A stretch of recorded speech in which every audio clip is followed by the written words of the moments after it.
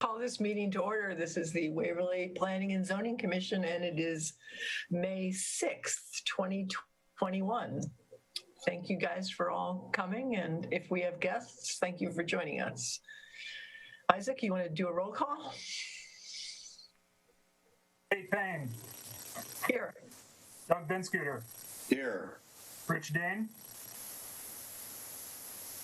I can see him. Yeah, he's here. He's just muted. I can see his lips moving, so I'm here. Present. Mary French. Here.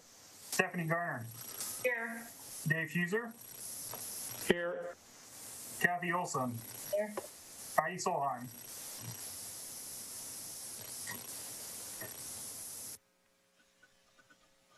Wasn't Heidi here a minute ago? I did have her response to the email, and she said that she was not going to be able to make it, so I was not anticipating her being here at this meeting.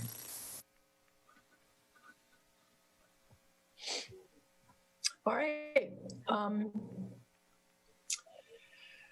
That being said, the first agenda item is the approval of the agenda as submitted. Does anybody have any discussion before we? I'll move approval. Second. Any discussion?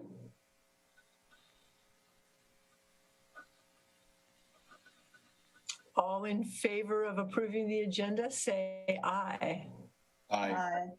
Aye. Our vice chair votes yes or aye.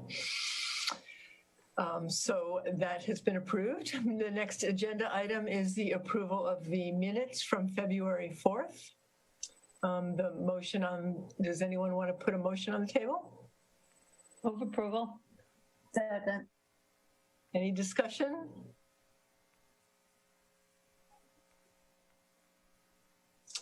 Hearing none. Everyone in favor of approving the minutes from February 4th, say aye. Aye. Aye. Any noes? Or abstentions? Motion moves to approve the minutes from February 4th. March 4th, sorry.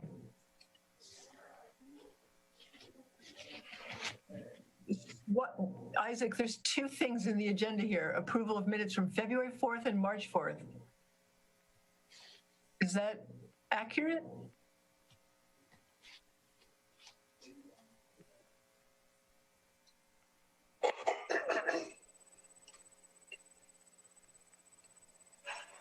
So I have that we should be moving on the approval of the minutes from the April 1st meeting. Do I have the wrong? I see. Oh, give me half a second. The vice chair is failing at her job.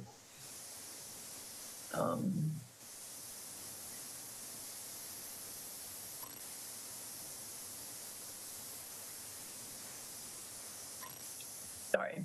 Yes, that is, I just had the wrong screen showing, so my apologies.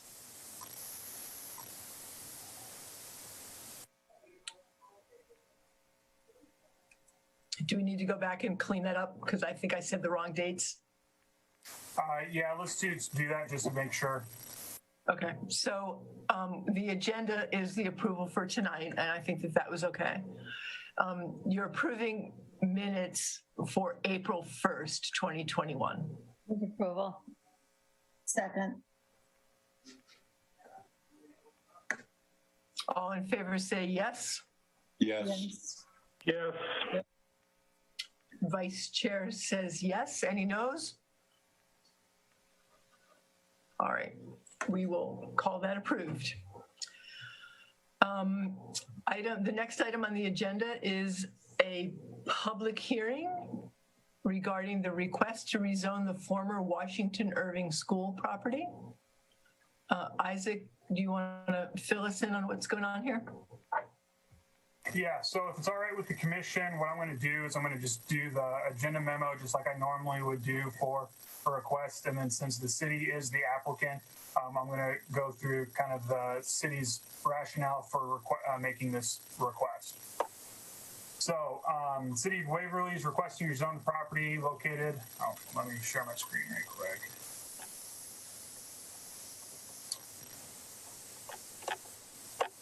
Not too many screens open here.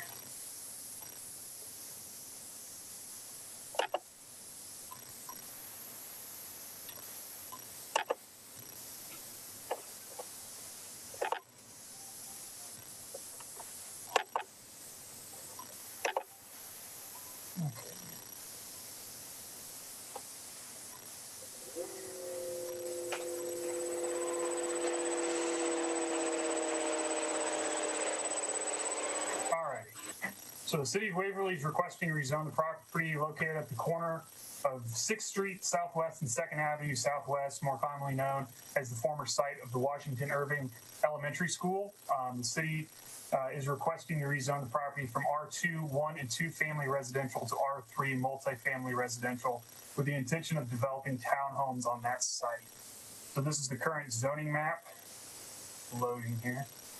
So you can see that property is currently zoned R2. This site has R2 zoning districts to the south and to the west, R3 zoning districts directly north, and then R4 directly to the east. And then it's commercial to the north and to the northwest along Bremer and 4th Street Southwest.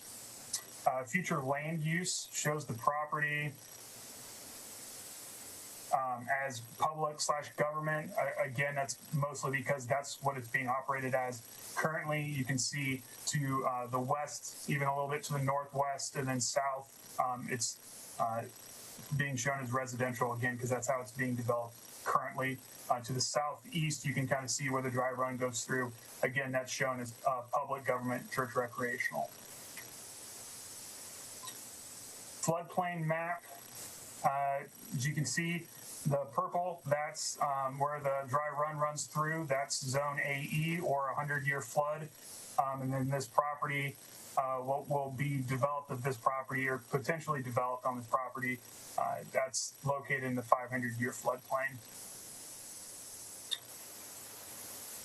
R3 residential districts allow for the construction of 2, 3, and 4 family dwelling units horizontally attached with maximum heights of 2 stories or 35 feet, whichever is less. As the city is the applicant, we will not offer a recommendation on this request. So now speaking on behalf of the city as the applicant, City of Waverly is requesting rezoning of this property with the intention of soliciting developers through a request for proposal or RFP process.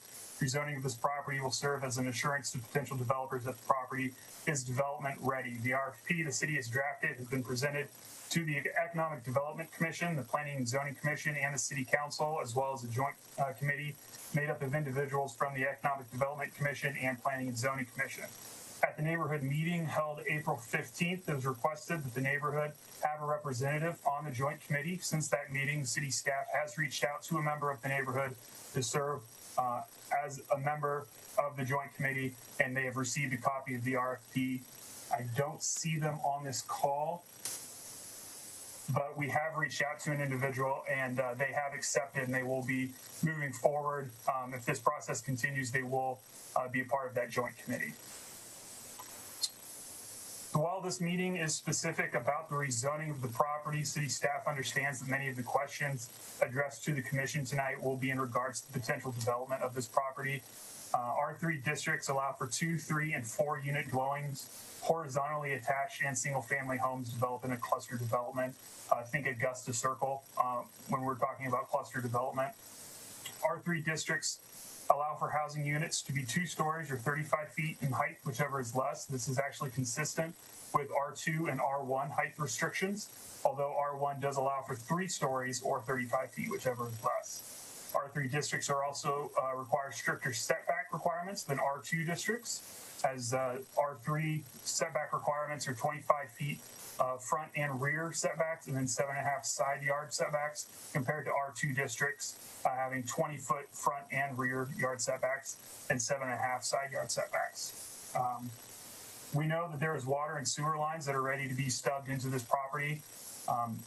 all potential developers will be required to submit a stormwater plan to address how stormwater will be addressed on the property. We understand that this plan will most likely be a combination of directing stormwater to the streets or to the dry run. On the topic of stormwater, the neighborhood meeting brought up good questions about FEMA flood buyout lots. While it is true that FEMA flood buyout lots are not allowed to be developed on, this lot is not one of them. Actually, across the drive run directly behind Domino's, those lots are considered FEMA flood buyout lots. That is something that's governed by FEMA. We don't necessarily have a say in that, but I can assure you that this lot is not a FEMA flood buyout lot. Also at the neighborhood meeting, neighbors brought up a lot of different concerns that we have looked into and we're trying to address as we move forward. One of the concerns is about the density of the lot. At the neighborhood meeting and even at the city council meeting last Monday, 19 units were continuously thrown out as a potential number for the number of units that will be developed on this lot or potentially developed. So that number is just, it's based on a combination of minimum density requirements and setback requirements for R3. So this lot is 1.64 acres or approximately 71,438 square feet. So that 19 units, that's what we can put on the property and meet minimum density requirements and then also meet setback requirements. It's not saying that there will be 19 units. It might be less. We can actually fit, due to minimum density requirements, we can actually fit up to 25 units. Again, that's not, that's how many. It's most likely going to be less. Ultimately, it's going to be driven by any potential developers that develop this site. There's concern regarding off-street parking and adding traffic to this area. R3 requirements state any two-bedroom unit must provide 2 off-street parking spaces. Any unit on this property we are anticipating will be 2 bedrooms or more. So they will be required to provide 2 off-street parking spaces.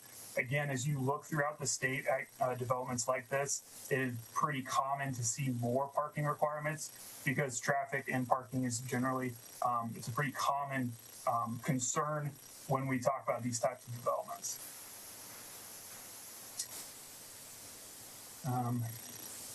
Concerning the entrances onto this property, what we would require if this property is developed is 1 entrance, 1 exit. So the entrance would be off of 2nd Avenue Southwest, and then there would be 1 exit coming off of 6th Street Southwest. This compared to if it is R2 and single families developed, there's the potential for driveways for every single family house. So that's not meant to be said to scare people. That's something that the city, we understood that traffic and would be a concern in this area. So that's just another way that we're trying to make sure that we're not overloading this area with traffic. We're not overloading the area with driveways.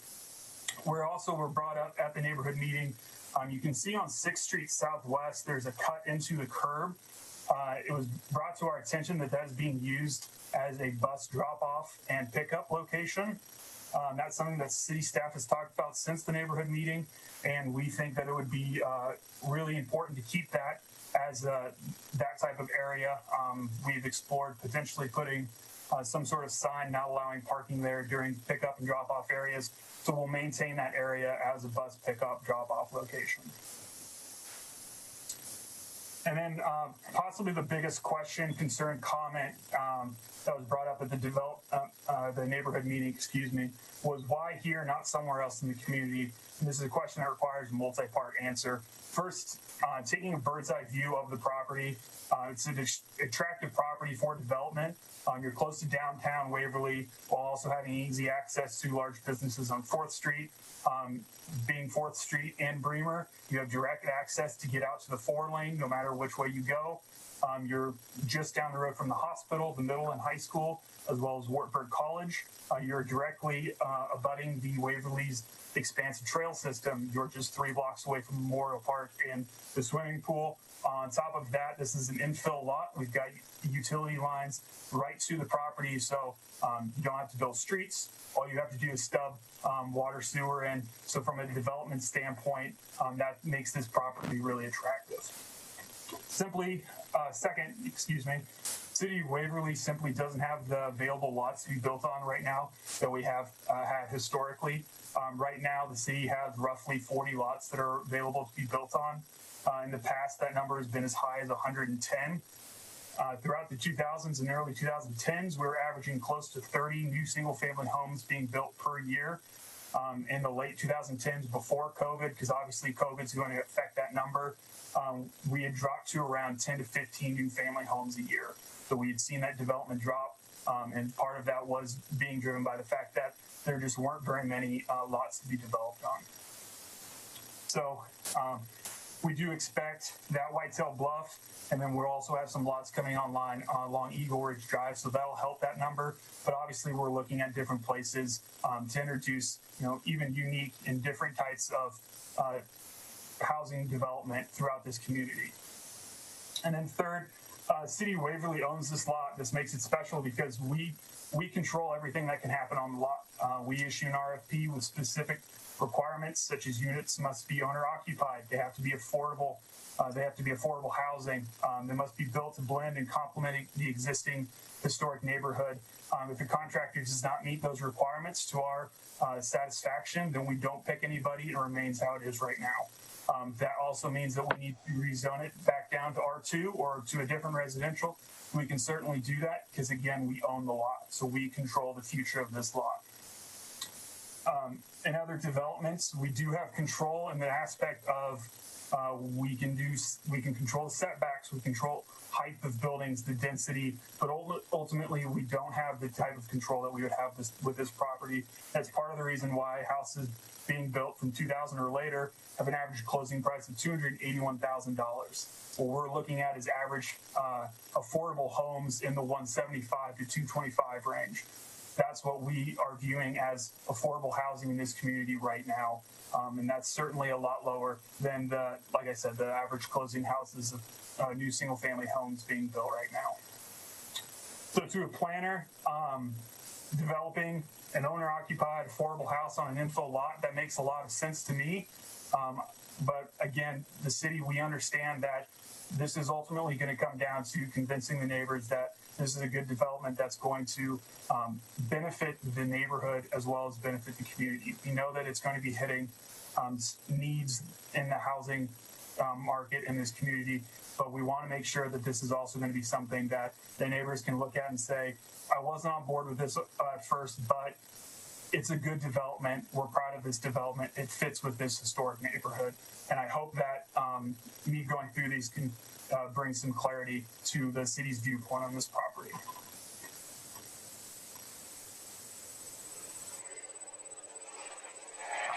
Okay. So this is a public hearing.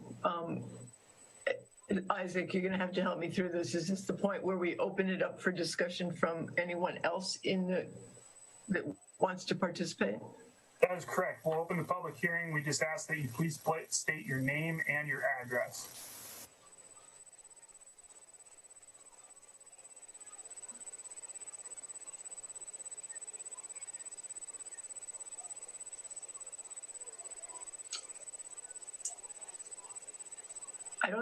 Is there anybody on the call that is interested in saying something on this topic? I know that I've seen people on the call that were on the neighborhood meeting.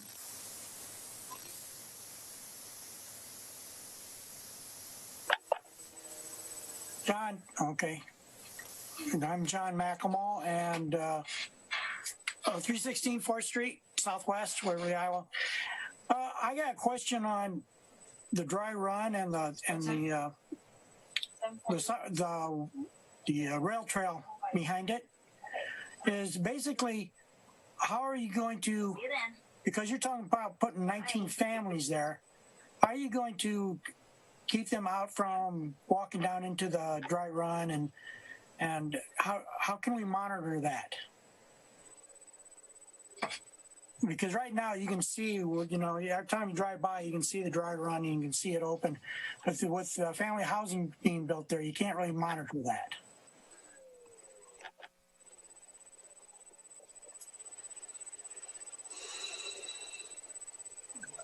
Isaac, I'm going to assume that as the city representative, you're. Yeah, so that's an issue that I guess we haven't necessarily thought of just because we've had different issues come up. If that's something that is a concern to the neighborhood, we can certainly look into putting some type of fencing to ensure that we don't have any kids getting down there and any accidents happening. So like I said, I apologize. It's not an issue that we've thought of to this point. It's not been brought up to this point. But yeah, like I said, we can certainly look into that. And then if this development moves forward, we can certainly take the action to make sure that nothing like that happens.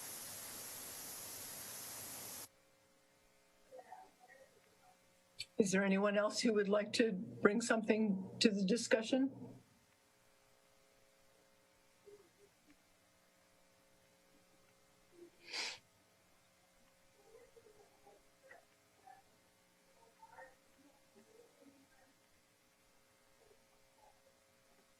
All right, well, Isaac, are any of these other names on the here? Or did you have any other written comments that you needed to share? I do have one other written comment. I was going to wait until we made sure that everybody was had a chance to speak, but if you'd like, I can read that written comment now. Is there anyone else that would like to speak? I did receive a phone call from a neighbor who lives directly across 6th to the site.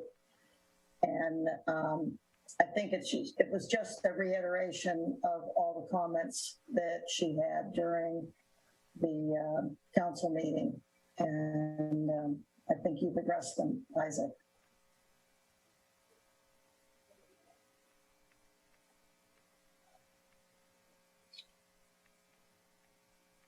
Well, hearing no other comments from anyone else, Isaac, did you want to report on that last comment that you have? Yes, absolutely. So I did receive an email from Tom and June Hicks. They live at 621 2nd Avenue Southwest. Their email reads as the following. We will not be able to attend the meeting on May 6th due to a previous commitment. Our concerns are if they're supposed to help with affordable housing costs, what figures or purchase are you talking about? Anything over $100,000 to us would not be reasonably priced and affordable. Will there be garages, and where would the entrance be for a parking lot or garages? Off 6th Street or off 2nd Ave? 2nd Ave has enough traffic as it is without traffic coming from housing units. How can you guarantee there won't be problems with water/dry run or current sewer lines or storm sewer lines? Besides, it would raise our taxes again as if they aren't high enough. There is still not affordable housing in Waverly as far as we are concerned. We do not need additional traffic on 2nd Avenue. Excuse me. On $60,000 per year, we could not afford these properties or any others, so affordable housing such as the Ledges or the new condos at Waverly Homes. Even if we could/did sell our home, we still couldn't afford them, since our current home is only worth about $80,000. I'm sorry, but maybe some people would think this is reasonable. However, maybe for young techies, we still need affordable handicap housing for seniors. How can you guarantee that that these so-called buildings would be owner-occupied? Too many residences in Waverly have been purchased by parents of Wartburg students, and then they let their kids move in along with other students. Will vehicles be on the street for over 24 hours, be ticketed, if not moved, if there is not enough housing for the property proposed? Can you guarantee that flooding will not be an issue for current residences in the area? We already have enough problems with water when it rains now. Again, from Tom and Jim Hicks at 621 2nd Avenue Southwest. Okay, so last call for any other public comments?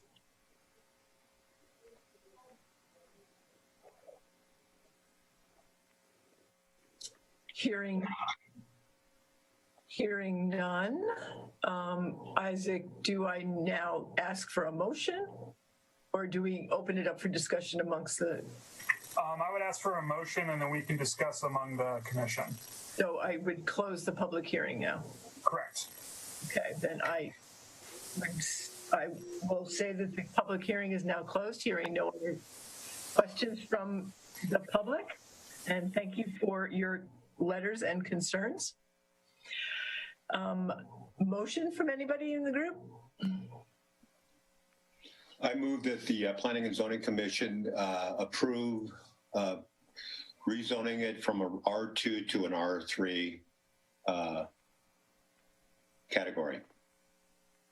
Second, Second. discussion. I think I've attended the neighborhood meetings and the task force kind of group, and I think one of the most probably cogent or legitimate concern or question is when it comes to owner occupied. How do you assure that this does not become something that is a loose interpretation of owner occupied? So that, for example, as the last letter asked, a Wartburg student parent purchasing the unit but letting the student live there. Is there any control over that? But is there any control anywhere else in the city? I'm just curious to know, just in response to the question that was raised. Yeah, so the best we can do is that, like I said, we own the property. So if this continues and we pick a developer to develop the property, what will likely happen will be there will be a condo type agreement. And then in that agreement, we can make it a requirement that they put in that agreement that it will be owner occupied and rentals are not allowed. So that's something that can be enforced from that standpoint. When we get into this idea of parents buying a property and then letting their kids there live there, it does get a little sticky from our situation because I'm not sure how much our code allows us to say, no, that can't happen, or yes, that can happen. But like I said, we'll move forward, and we will plan to move forward with making sure that the owner occupied is a stipulation for any developer. I think there's plenty of examples of college towns where they have been able to enact requirements based on how many non-family members can be in a house and based on bedrooms and so forth. I was a little bit surprised to see the elevations that have been in the papers and so forth. I think it looks too finished on those elevations, and that as a result, a lot of the comments that we're getting are, realize, well, this, well, you've already got an elevation of it, a rendering, and that's what it's going to be, where that is so far from the truth. That there's so much still to be decided. But when you get a rendering that looks so finite, people think it's a done deal.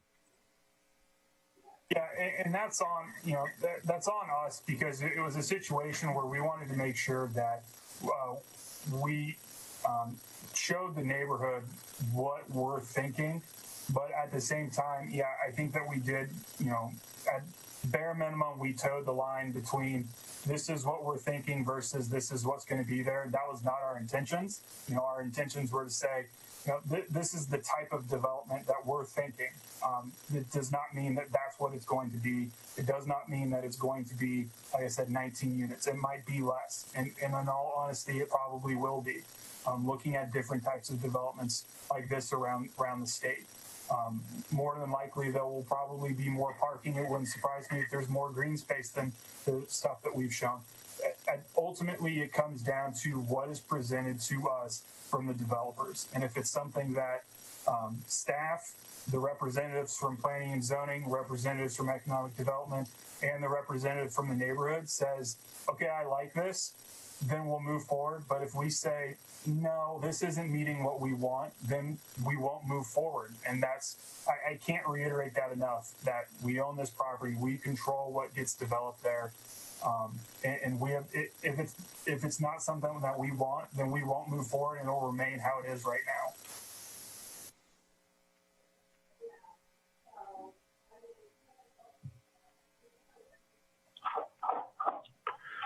is David Huser speaking. I was on the original committee that looked at this when Mr. Werger brought it to the committee. I was just down there again tonight, walked around the property, took a look at it. I've listened through the city council meeting, and I've listened to the arguments or concerns of the neighborhood, and I am leaning towards, I just don't think this property warrants a high dense development. And I think if anything, if we're going to, the city, first of all, I don't even think the city should be involved with this kind of a development, period. They got other things that they should be doing, but put that aside, I think it should be left with single family residential, maybe 5 to 7 units along the 2 streets there. I just think a high densely populated area in amongst this kind of a neighborhood is wrong, and I would be against this, changing this to this kind of a development.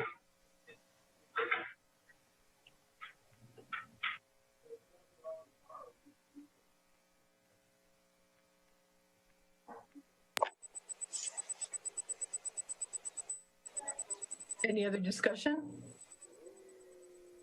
I'll jump in, Kate. I must admit I'm shocked. It's been a long time since David and I were on the same page. It's waiting. But pardon? Go ahead. I'm joking. I do believe a single family development is far better. It fits the neighborhood. And frankly, this R3 is wrong on so many levels, including the fact 7-foot side yards. If you're building that kind of density, we've got to be able to get in there as a developer with lifts. And you can't do it without being on top of someone else's yard. That really ought to be thought of, but when you have non-developers trying to control this, that's where trouble comes in. And frankly, I think to have the government say that they control, that's just a problem for me in many ways, and we can go into that, but I think everybody pretty well knows my position there. But if there's only 40 lots available, the best thing for the city to do is to go into open bids and sell it to a developer who takes the risk, who knows what the need of the community is, and let them buy it, let them develop it. I don't like the idea of government trying to control any of it, and I do believe R3 is entirely wrong, so I'll be voting against this.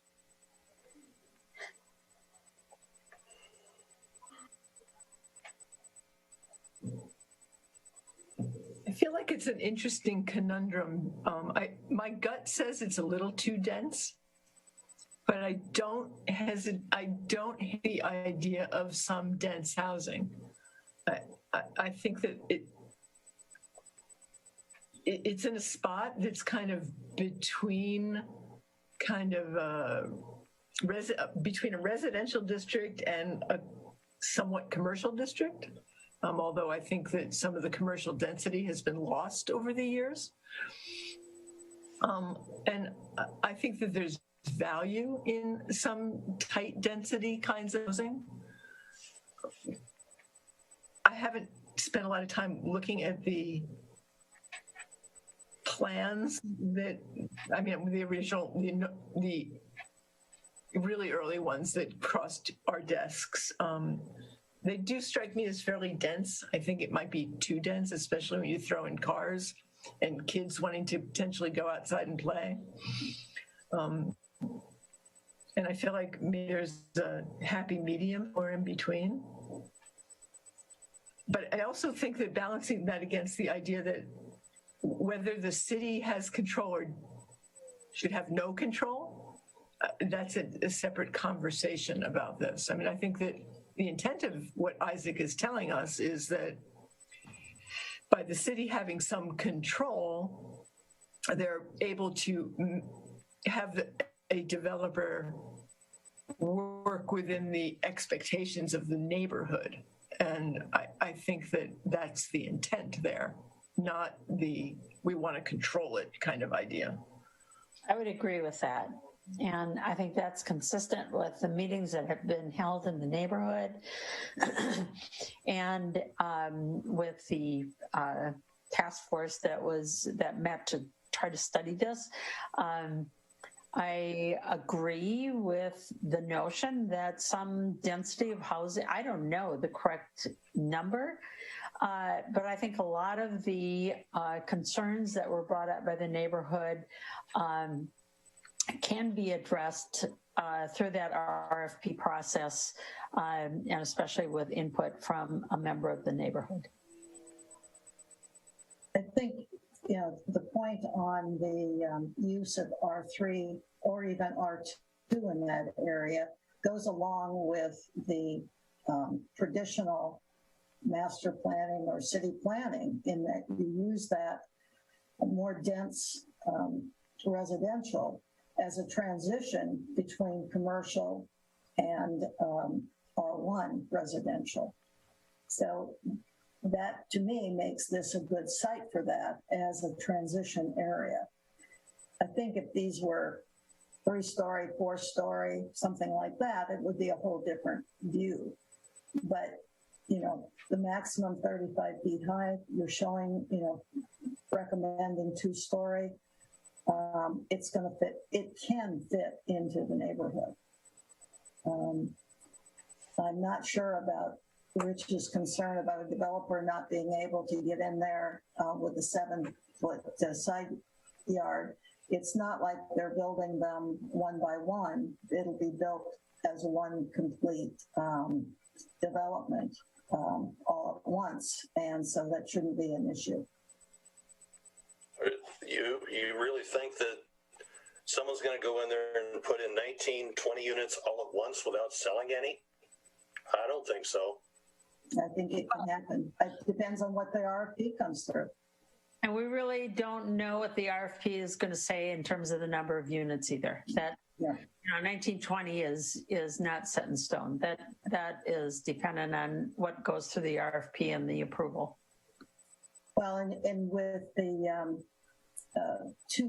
2-story maximum, you're not going to end up with a 20 or 25 foot width on the units. They are going to be larger, as shown, larger footprints like are shown on that example elevation.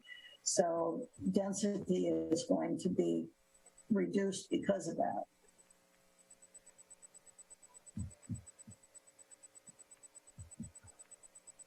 Isaac, if it stayed R2, how dense can this lot get in terms of number of units? So the density requirements would be relatively similar.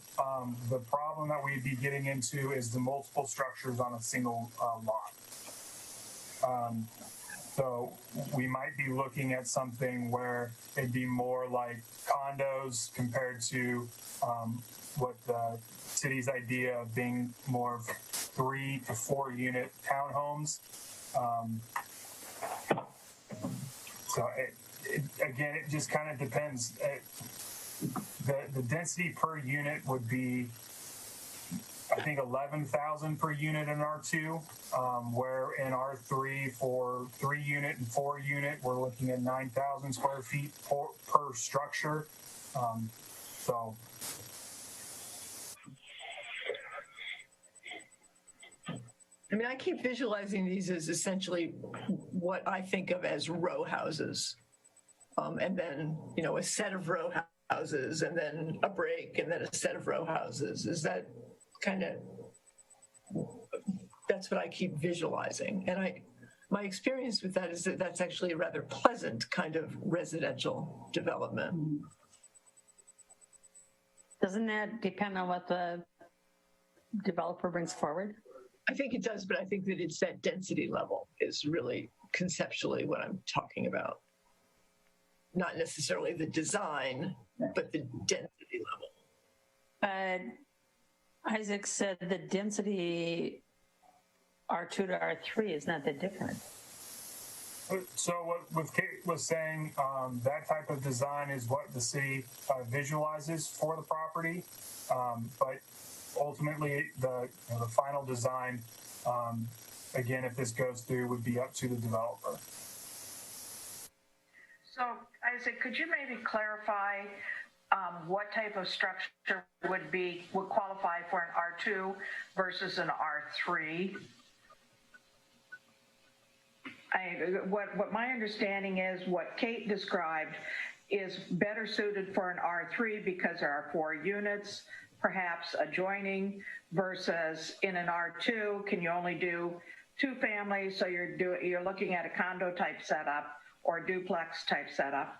That's correct. R2 would allow for single family and 2 dwelling units. R3 would allow for 2, 3, and 4 dwelling units, along with single family and cluster home type developments. So that just gives a developer more options if you use an R3 versus an R2. An R2 is more limiting and can only be a duplex type dwelling or a single dwelling. Is that correct? That would be correct, yes.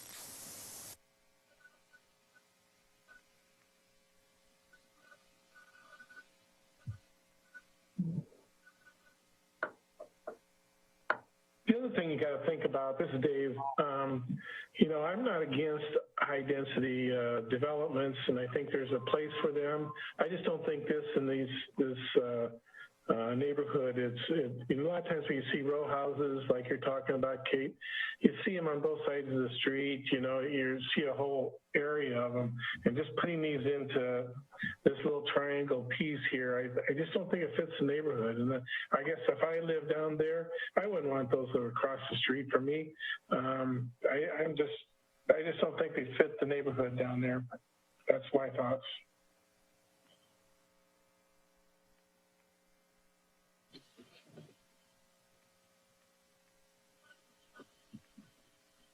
Any other discussion? Go ahead, Rich. Nothing at this point. I've said my piece. Okay. Look, your screen lit up, so it looked like you wanted to say something. And I just realized it was on mute. Anyone else? All right, so we have a motion on the table, and Isaac, I sounds like you probably have to do a roll call vote on this. Yes, that would be my suggestion.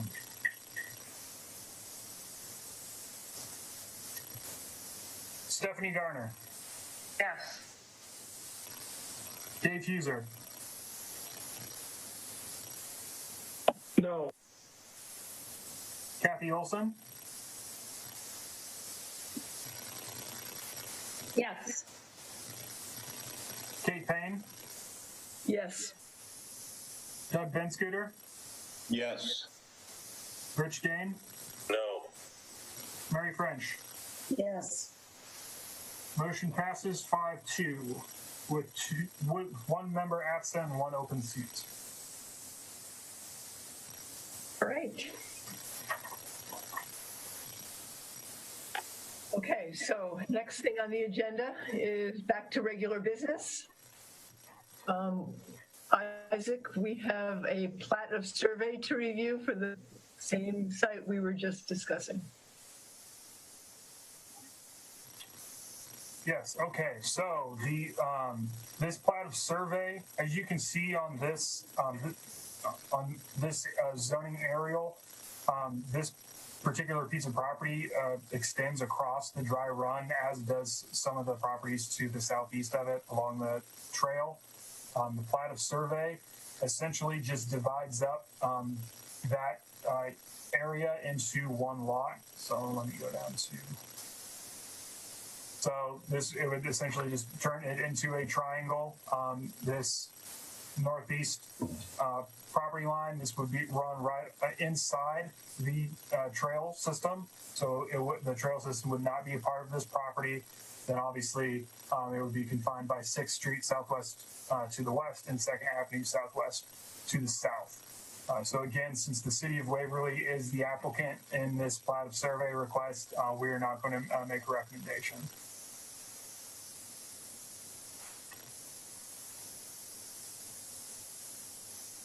All right, so would anybody like to put a motion on the table? I move the Planning and Zoning Commission recommend approval of the Plat of Survey for the former Washington Irving School property to the City Council. Second? Second. Discussion.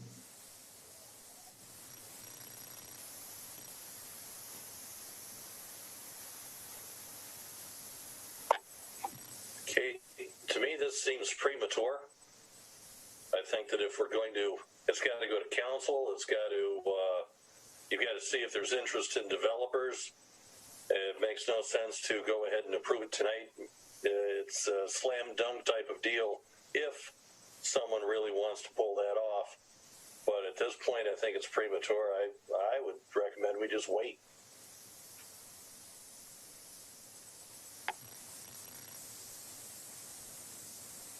What difference does it make? I'm really, it's a legitimate question. I'm not trying to be argumentative. I just don't understand what difference it makes if we do it now or later.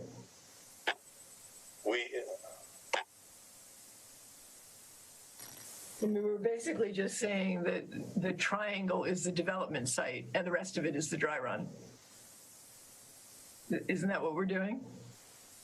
So this is something that the city would like to move forward with, regardless if the rezoning goes through.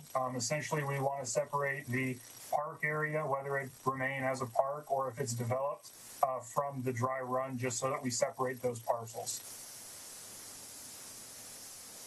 And so that also serves that, you know, if the property is ever sold or anything like that, then the dry run can remain in the ownership of the city. We can continue to maintain that dry run. So.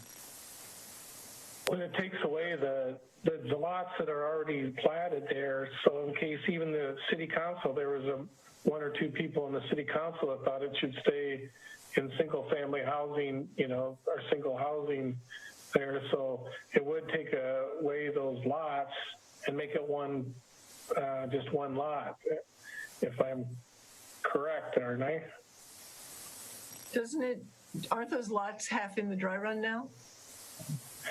Well, you can always later get rid of those part, but the lots are right there along the street. They're available. I don't know. I would probably agree with Rich that I think it's premature because the city council was divided in what they thought should happen with this lot. So.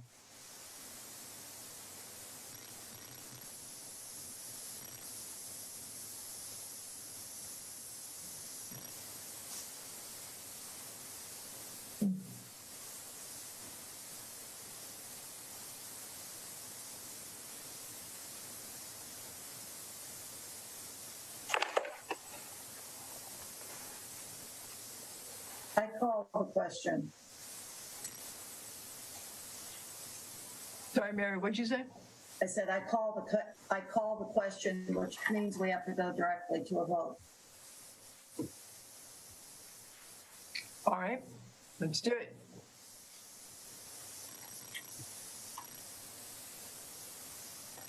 Isaac? Can the public respond? This is not a public hearing, so I would leave that up to Kate. You are the chairperson, but I will say that this is not a public hearing item. We need to put pressure on you, but You had us vote on one thing, and then you're changing the whole plot. Hold on just a second. The issue on the table right now is simply whether or not the site is replatted as a triangle versus a bunch of a large site and a bunch of small sites. As I understand it, Isaac, You're extending the plot that was questioned. This little triangle here on these thing there. Right, because you're making the whole thing triangle. You're adding more. You're taking away part of it, but you're adding more to another part. You're adding more on 2nd Avenue. Agreed. But who owns? I haven't had a chance to discuss this. Hold on, back up. I don't know who that is that's speaking. Oh, John McEmall, 316 4th Street, Southwest. Okay, so again, back to Isaac's point. This is not a public hearing, and I'm glad to hear public content, but Mary asked for us to go directly to a vote. And my gut says, although I am not an expert on Robert's rules, that we really do need to go to the vote directly. So, Isaac, I think we should probably do that. Right. Dave Huser? No. Kathy Olson? Yes. Kate Payne? No. Doug Benschoter? Yes. Rich Dane? No. Mary French? Yes. Stephanie Garner? Yes. Motion passes 4-3. All right. God, how dare you put me on the spot? I'm not used to doing this. Okay, next item on the agenda is the Walnut Ridge final plat. Isaac, you want to tell us about that?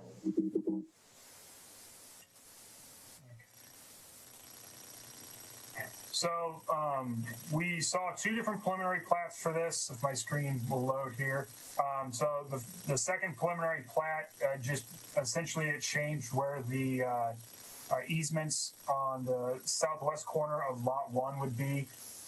Excuse me. So you can see that those easements are shown on the final plat as well. Southwest corner will be access and utility easements, and then there will also be a utility easement that runs along the north side of lots 1 and lots 2, and then in between lot 2 and lot 3. There will be access off of 12th Street Northeast through this access easement, then driveways built off of the private drive. And that will service all 4 lots. Currently, the plan, I believe that we do have a member of this JCLJ on the call, so they can correct me if I'm wrong, but I believe the plan is that lots 1, 2, and 3 will have single-family development developed on them. And I believe that all 3 will be, they're all spoken for, I guess. So we do have subdivision application. We have all of the documents ready to go to be recorded. We just have to get the final plat approved through planning and zoning and city council. So staff's recommendation is to approve the final plat. I do have in the Zoom group chat, Kathy Olson said that she has a conflict and she has left. So.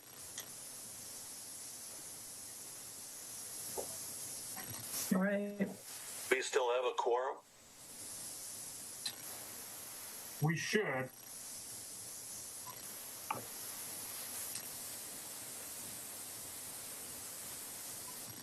Yes, we still got 6 members, so we still have a quorum.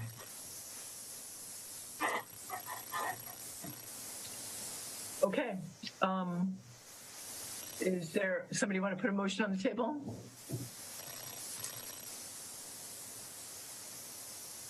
Move the Planning and Zoning Commission recommend approval of the Walnut Ridge final plat to the City Council. Second. Discussion.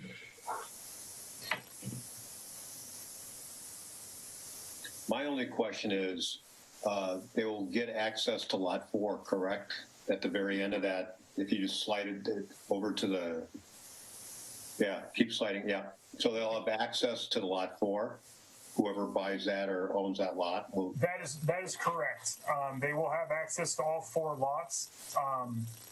Like I said, I believe we have 1 member on the call. If they want to answer the question of if they're planning on building that road all the way through at this point, but there will be an access easement so that if lot 4 is ever built upon, they will have a way to access it. Okay, that's the only question I had.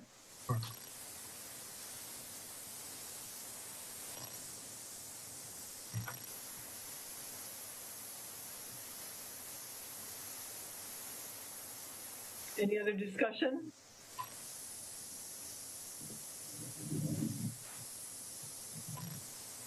Okay, so we have a motion on the table to move that Planning and Zoning Commission recommends approval of the Walnut Ridge final plat to the City Council. All in favor say yes. Yes. Yes. Yes. Chair votes yes.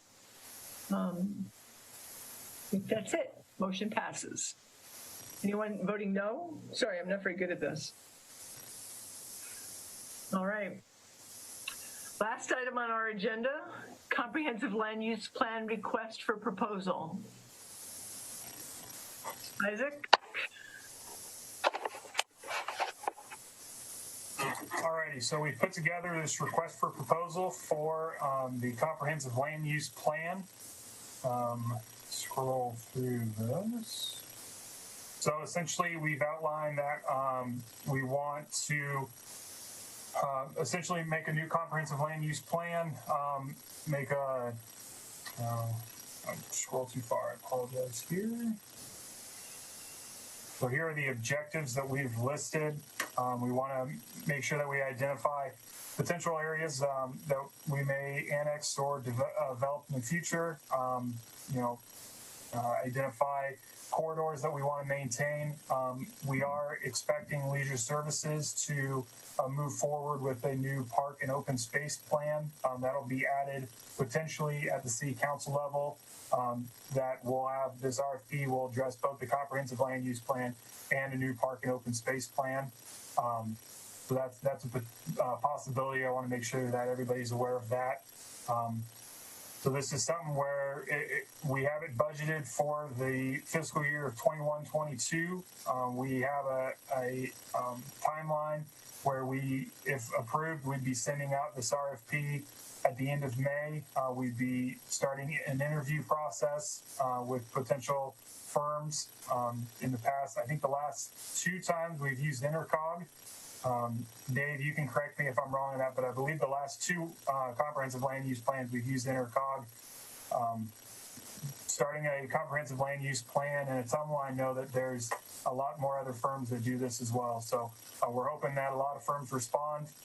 They'll be interviewed by this commission, as well as potentially some other members of different commissions, and the public will move forward with different meetings throughout the public, and then hopefully next summer we'll have a new comprehensive land use plan. That's correct. There was the first 2 were done by outside, and the last 2 were done by Intercog. Okay. Yep, and our plan, again, if we approve this RFP, we'll send it out. We've identified about a dozen firms that do this type of work. We'll send them directly to them, and then we'll also post them on a couple boards just to make sure that we're getting as many firms as we possibly can. So. Do you really want as many firms as you possibly can? Well, yes and no. So we want to make sure that we get the best firm possible. I'll say that. I hope you're going to pare it down, because I don't know that we're in a position to go through all those RFPs, responses, Yep, staff will go through them. Yeah, so we'll identify. I'm sure that we'll probably send them out. I believe one of the requirements in here is digital copies. But yeah, so. Are there specific criteria that you guys have developed for evaluating the successful candidates? Because if you get 20 applications, like Dave said, you're opening yourself up to 3 weeks of work. Yeah, and I've got the consultant selection process here. Excuse me. So, I mean, staff will certainly go through all of them. We'll identify probably a top couple. We haven't nailed down exactly how we're going to do the selection process. I can talk with Bill about that, but we'll go through them and we'll select the ones we like, and it might be where we then submit those to the commission, and then we can make that decision further. And this is an RFP for professional services, right? So it's based on qualifications, not on food. that accurate? It's based on qualifications, not Yes, fee? sorry, correct. I can't remember, it's been a while. Did you have references required too? I can't remember. It does say, we'll see references.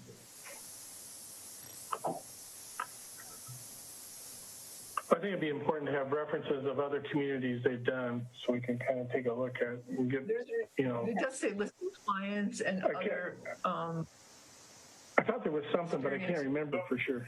Yeah, Kate's right. We have a list of clients, provide a list of comparable clients with similar services. Yep. And contact information. Contact information.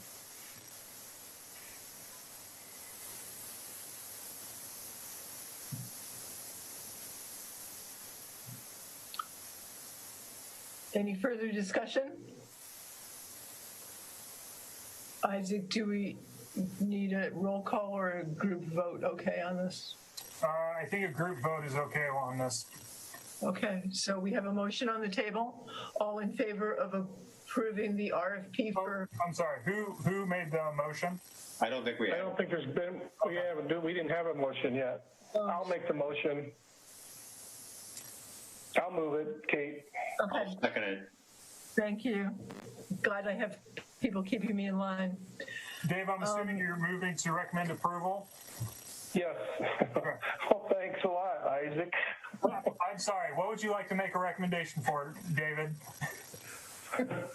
Don't want to put To words. do the comprehensive plan. To the comprehensive plan. I'm missing Hank right now. Thank you very much. All right, so motion and second on the table. All in favor say yes. Yes. Yes. Yes. Yes. Vice Chair votes yes.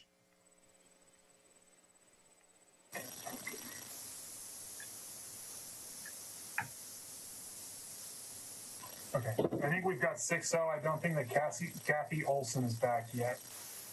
So that's still a passing vote. Okay. Next thing on the agenda, any old business? I do not have any, no. So Kate, I have some. Kate, I have an issue that I'd like to bring forth and get the council's in, or the Planning and Zoning Commission's input in. I don't know, 20 years ago, we did a sign ordinance, and it's been brought to my attention, and I've noticed it myself. There's a number of old signage on businesses that have gone out of business, and they haven't been removed.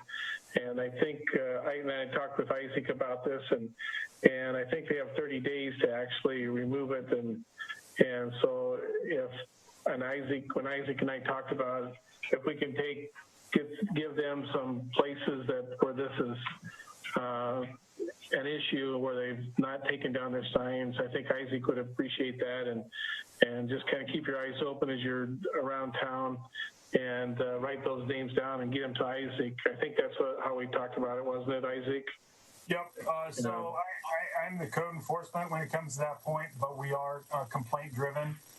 So whether right or wrong, we don't generally go out and do nuisance complaints or code violation complaints unless we receive complaints about them. So if you know of signs for old businesses located throughout the community, please let me know, and then we'll go through and we'll go through the proper channels to make sure that those are taken down. I think it's 30 days, really, and I know there's some of them out there that I know that the owner of the business has been gone has passed away 2 years ago, and before that he was left his community for 2 years. So there's just some of those that are out there, and I've made a list. I'm gonna get them to Isaac, and if the rest of you see some of those, I'd appreciate you doing that, just to keep the community clean.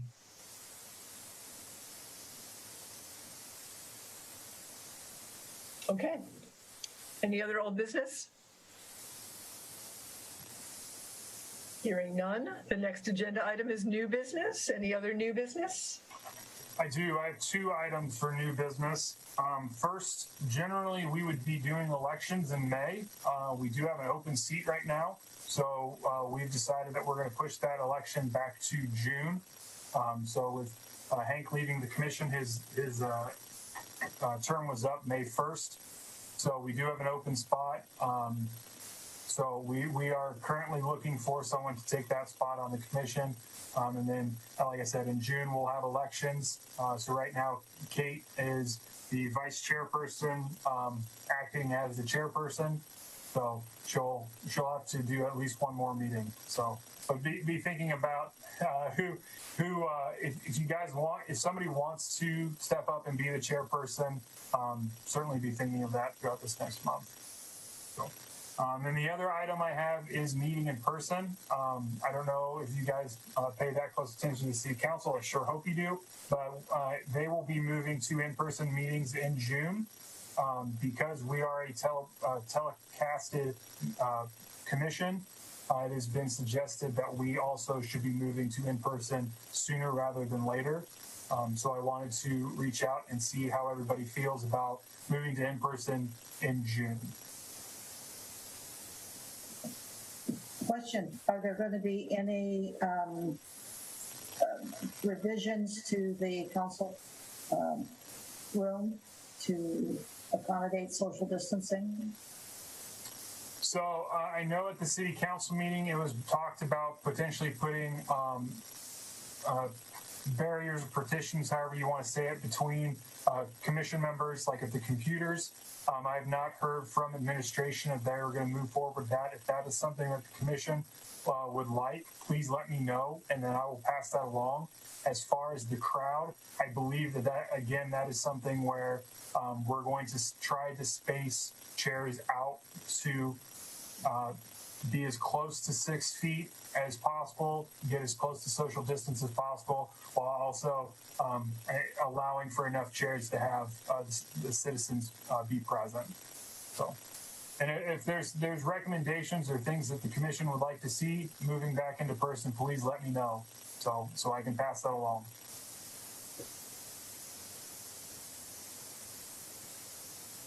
All right, so you want us to contact you directly? Yes, that would be preferable. I'm not expecting a for sure yes, no tonight, but like I said, if you let me know how you guys are feeling, and then we can revisit the issue. I mean, if everybody's okay with it, we'll move to in person for June. If not, or if yes, contingent upon XYZ happening, like I said, just please let me know so we can accommodate as best we can. So I don't have to contact you. I'm for it. Okay. Any other new business? I believe that's all the new business I have. Anyone else? All right. Well, thank you everyone for your time. Do we need a movement for adjournment? I so moved. All right. Thank you for putting up with the novice chair tonight. Thank you for doing the job. You did a great job, Kate. Yeah, thanks.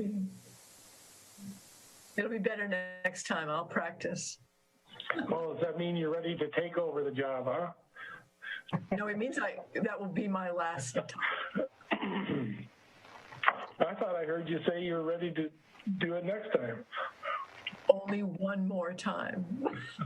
For the record, I will not accept the position as chair. I honestly have way too much on my plate to do this effectively every month. So just so you guys all know that I will not accept that position. So think hard about who's going to want to do it.